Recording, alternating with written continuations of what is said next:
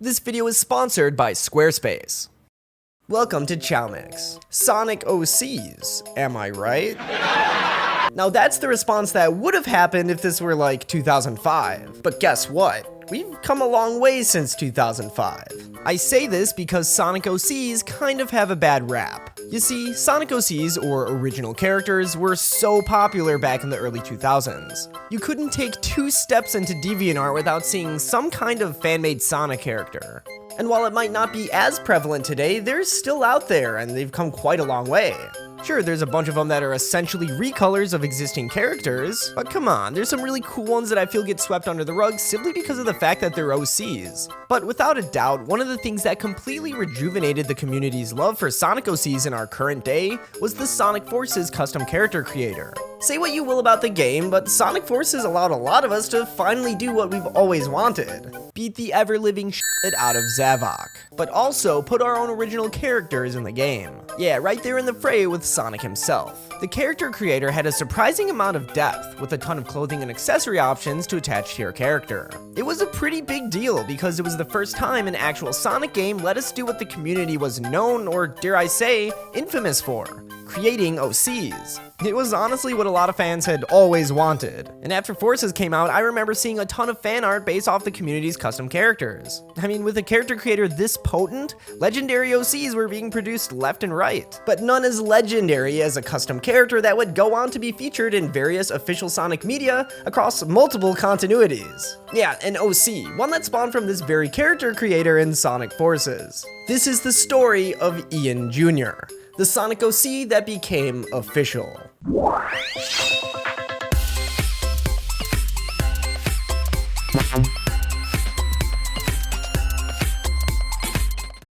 This is Ian Jr. Ian Jr. is an orange wolf sporting yellow Crocs, a purple bow tie, and a hat proudly displaying the word gamer. But his most striking feature has to be his eyes. Some say you can stare into them and see your deepest desires. I wonder if that's true. Whoa, holy shit! Obviously, Ian Jr. is a character created in the Sonic Forces custom avatar creator. But what makes him different from the others is that he would go on to be featured in various official Sonic media. Yes, this guy. Like you, I had many questions. How did he come to be? What's his story? And probably most curiously, how did he wind up within the official Sonic canon? The Ian Jr. lore isn't something I take lightly, so to help explain it, I brought in the very creator himself. A good friend of mine, the father of Ian Jr., Ian. I gotta ask the man himself, Ian Sr. I can't believe this is really funny. I'm so excited for this video, to learn the lore and just share it with the world. I think the world needs to know about Ian Jr.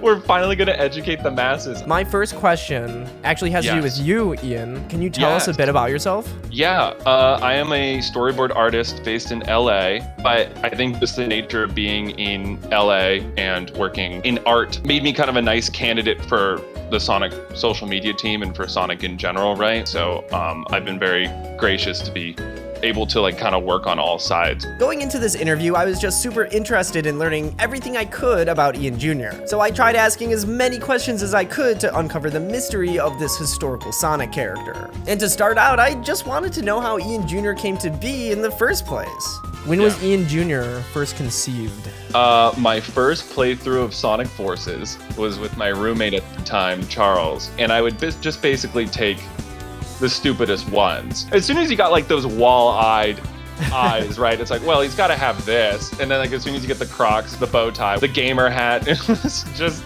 it was the nature of well, these are the funniest ones. And then seeing these very serious cutscenes, right? Because the Avatar character in Forces kind of goes through it a little bit, right? Yeah, he does. Infinite toys with them. So seeing this really stupid looking character, bright orange, mixed with Infinite being you're too weak to ever be able to stop me, and the character's kind of crying about it. You're oh no.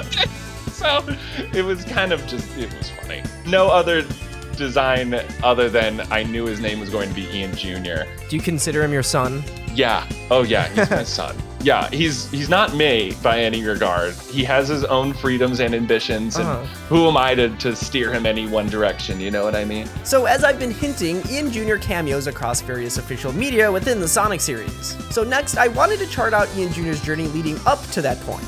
When Forces came out in 2017, everyone was tweeting out their characters and everything, and I tweeted out mine. And I'm like, ladies and gentlemen, meet Ian Jr. In 2017, when everybody else was talking about it, I was also like, here's mine. But that got some traction, not in an interesting way, but in a way of like, you know, like those articles where everybody's like, here's what the community's saying about so-and-so. Well, this one was, look at everybody's fan characters for Sonic Forces. And I think Ian Jr. was in one of those, if not a couple of those. I think just by the nature of I was a bigger account and tweeting about Sonic Forces. So but little did they know that that OC would go on to become official. Exactly. Yes. Yes. Tyson drew Ian Jr. before I knew him because my roommate that was with me when I designed him went to a con, and I don't quite remember which con he went to, but Tyson was there. Okay. And he was like, hey, my roommate, me in this scenario, is a big fan. Like, can you draw his character, Junior?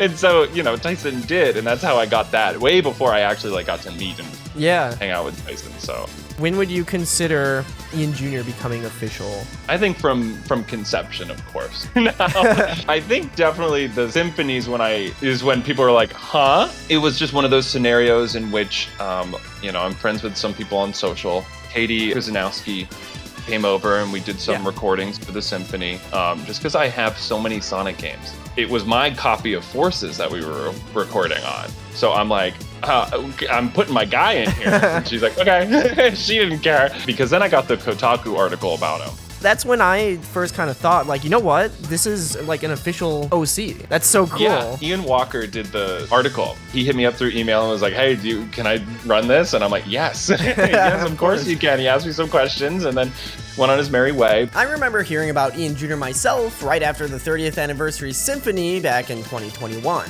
But I was also aware that Ian Jr. cameoed in a few other pieces of official Sonic media. So my next question, what else could this OC have possibly been featured in? He was featured in the IDW comics. When the IDW crew asked for background characters, Natalie was like, oh, throw in Ian Jr.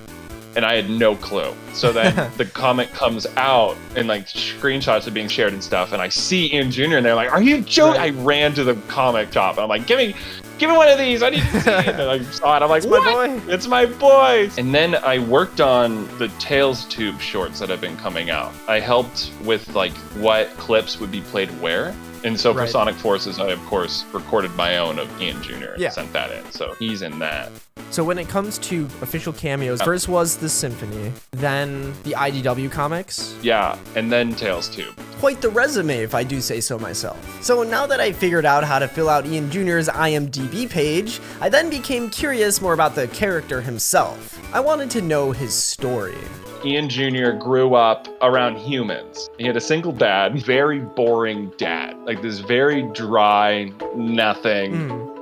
Gives them... They eat like unseasoned chicken for dinner every day. Yes! The dad, is he an accountant? Maybe he makes decent money, just kind of, you know, does math, works in a cubicle. Ian Jr. would like hang out at the office sometime, and he would just kind of hang out in the cubicles. I also learned through DMs with Ian that Ian Jr. would pass the time in the office by playing Windows PC games, which is where he earned the title of gamer. He likes like Minesweeper and Solitaire, kind of like old fogey kind of games. He loves that space pinball game. These games would subliminally prepare him for his battle with Infinite during the events of Sonic Forces. Speaking of Sonic Forces, most of what we see of the character is during these events. So I wanted to go more in depth with how Ian Jr. winds up in that adventure and what he does throughout. Boring businessman raised him up and then was like, all right, have fun, go live your life. And Ian Jr.'s like, all right, couples out. Probably has some misadventures, ends up in like the anthro or the furry part of the universe, and then finds everything's fucked because of Infinite, and then ends up with Sonic and crew. He's the main character of Sonic Forces, right? So everything that happened in Sonic Forces, he did too. Do you think he kind of like got caught up in something? Maybe he wasn't supposed to really be there, but they like just found him? Yes, that is the entire vibe of this character. Yeah, he found himself somewhere and he's like, all right. He definitely had to go with the flow. I don't think this character has any sort of agency. I think if like, let's say like Amy's like, I wonder what Ian Jr.'s up to. She could turn her head and Ian Jr. would already be there. It's kind of one of those things of like, oh, he's just around. So his whole arc is, currently is he would never give Infinite the time of day. Infinite, throughout the adventure of Sonic Forces, is like this little fucking pest, but something about that is like, ooh, this little pest, but he's my pest. Ooh, I could see myself kissing him, something about the way he's looking at me. So Infinite's definitely in this like, oh damn, like I want Ian Jr.'s attention, and like Ian Jr. But he won't give it to me. Exactly, but he won't give it to me, and it makes him more mad. He wants what he can't have. Yes, exactly. And that, I don't know, something about that fits with Infinite's character to me, so it does make me laugh. Yeah. The idea that Infinite, out of all the characters, is like, Ian Jr. is fucking hot. I think that's what makes it so funny to me. And then I found out he was dead. The encyclopedia came out and was like, oh, Infinite's dead. And I'm like, what? For whatever reason, I didn't guess they'd kill him. So I'm like, okay. So now Ian Jr.'s journey is, now that Infinite's gone, the same things happen to him, where he's kind of miss it. Like maybe like the heart grows fonder, absence make the heart, makes the heart grow fonder. There we go, we got it. So he's now on a mission to go find Infinite. I think he's trapped in the Phantom Ruby, and Ian Jr. is gonna go get him. The lore went a lot deeper than I thought, so I figured I might as well ask if there were any other Ian Jr. fun facts we should know about. It's here where I got a juicy tidbit of lore that I was not expecting. He lost his fur in an incident. He was shooting the fire wisp one, shooting the fire one, burned his hands, and now fur doesn't grow there anymore. No, what a rookie move, but he's probably learned from that, right? He's grown stronger because of it. It's like his scars. Every time he looks at his hands, you remember. And then he loves hoagies. Whenever Ian Jr. does something good, he's like, oh, I'm gonna treat myself to a hoagie. Ian Jr., a very interesting character indeed. But I then started to wonder, how does he stack up against the rest of the cast? Like, does Ian Jr. have any sort of special abilities, or is he just kind of your average guy? He's an average guy. He's got guns. I think he just looks so unassuming. That's his grand power, is that you wouldn't expect him to be capable of some of the feats he accomplishes. Oh, of course. Yeah, unassuming character. He doesn't have any cool powers or anything. He's off to the side making jokes, but he's just quiet. And he's the guy who'll come up and he'll say something it's either really stupid or really smart, and you don't know. And you would never guess like he would become Sonic's canonical best friend and Infinite's true lover. Have you ever seen those like D&D character alignment charts? If you had to choose a character alignment for Ian Jr. based off of this character alignment picture, where would you place him? That's such a good question. I think he's chaotic neutral. Because I think this is the most thought I've ever put into this. I think he's chaotic in the way where you can't expect what he's going to do, but you also don't know his motivations. He's ultimately gonna do what's funniest. He's definitely not evil, and he's definitely good, but like I think ultimately his actions lean more towards neutral in the grand scheme of things. He's good because, you know, the good guys are already doing what he would be doing anyways. Exactly, yeah, gotcha. Which is kind of feels neutral when he's surrounded by so many heroes. Right. Yeah. I forgot to mention, but one of the other ways I found out about Ian Jr. was through a series of short Twitter comics created by Ian himself. So I wanted to know, was there a comic that best exemplified Ian Jr.'s entire character? Yeah, it might be the one where you don't think Ian Jr. is going to be in it, and then he is. It's Infinite being like, oh, I used to chew rubber bands. Basically to the point of eating them, and he's like, did I overshare? Was that too much? And then Ian Jr. comes out and makes fun of him. At this point, I'm just absolutely in love with Ian Jr.'s character, and I hope you are too. But it begs the question, will we ever see more of him in the future? How feasible is it, and what could we do to help see him in more things? I do not think Sonic Team knows anything about this character. I think they should, though. I think that's what this video is for. They need to know about Ian Jr. The world needs to know. He's got a good resume. He's on Tails Tube. He's in the Symphony. He's in Sonic Forces. And he's in the comics. That's a good resume. You know, compared to any other OC, that is like the most stacked resume I think you can have. Right. I can't really think of any other character that has had as much spotlight, like official spotlight, as Ian Jr. Ian Jr. transcends just the comic book canon. He is in multiple different official canons within Sonic. He transcends media. Are you kidding? Yeah. He's a conglomerate. He's everywhere. Oh, that's so funny. I would like to get a wiki page up for him. I think that would be hilarious. Yeah. He's been in enough things to like where he's like a reoccurring character. If this video somehow gets on my Wikipedia page, I'll laugh so hard. Let's make it happen. Let's do it. He who knows for how long this shtick will go forward, you know? It's one of those things of like, when I'm involved in the project, Ian Jr. is gonna be there, you know? Right. I got to write a IDW comic for the annual, like a little mini story, right? So, and when I got the email asking if I was interested in writing it, the person emailing me was like, yeah, no Ian Jr. though. No. Like, he already knew that I would do it. He said, maybe not any Ian Jr. And I'm like, wow, I would have never thought somebody contacting me for any Sonic thing would know about this character and then also put the kiboshes on it immediately, right. You know? So like, who knows like how long this will continue, but like right. I'm still gonna make jokes about him and stuff like that. So like, as long as people know about him, there will be content to laugh at. Yeah, what's fun is that he'll appear in more things the more we talk about it too. You know, like the more it becomes an in-joke with everybody, the more interest there will be to try and see him. But for now, it's like a fun thing of like, hey, if I'm involved, I'm gonna put him in, you know, because it's fun. So the more we talk about it, the more it becomes a thing. Really I think fun. it's just contagious in general. When it comes to Sonic OCs, Ian Jr. is right up there at the top for me. Ian Jr., in my eyes, is a symbol of creativity. Think about it.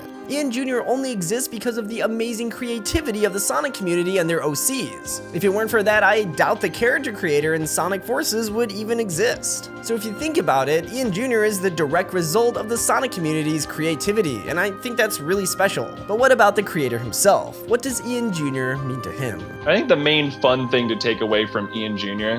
is that it's always gonna be fun to play within a franchise. If people have ever wanted to like make OCs of characters or really like get invested in a franchise and for one reason or another decided against it, or for one reason or another was like, you know, this might be stupid, like people might fun of me, like I don't want to do this kind of thing. It's like, I don't know, just look at this stupid character I made in an OC generator that's ended up being really fun and has helped people laugh, you know, in these unprecedented times. So not saying Ian Jr. is saving anything, but it is like this one thing that's really funny and cute, and I just hope it encourages people to just keep having fun within not only Sonic, but any franchise they find fun. Just have fun, and that's what Ian Jr. symbolizes to me. I honestly couldn't have said it better myself. I'd like to give a huge thank you to Ian for being on today's episode and giving us some insight on one of the greatest Sonic OCs of all time. If you haven't done so yet, please go do yourself a favor and check him out. I'll leave all his links in the description below. Let me know in the comments below what you'd like to see Ian Jr. cameo in next, and maybe if we're loud enough, we can actually make it happen. If you liked the video, leave a fat like and subscribe for more content similar to this. And before we go, I'd like to say again that this video is made possible by today's sponsor, Squarespace. Squarespace is the space for your online presence. Build and grow your brand with their powerful tools, allowing you to easily create your own website to host whatever it is you're trying to do. Whether that be selling products, hosting content, offering services, Squarespace is the platform for all of that and more. Use their sleek custom templates to customize your website to perfectly reflect your brand. Then connect your social media accounts to share your beautiful new website to all your followers. Embed videos from third-party websites, organize them neatly on your page, and even sell access to certain content all right in one place. And Squarespace also offers incredibly useful analytics, so you can get insight on things like where website traffic is coming from, your most popular products, and which keywords work best with your audience. Head over to squarespace.com for a free trial to start shaping your dream website. And when you're ready to launch, get 10% off your first purchase of a website or domain at squarespace.com/chaomix. Thank you so much to Squarespace for sponsoring this video, and with all that being said, I hope everyone has a fantastic day. Peace.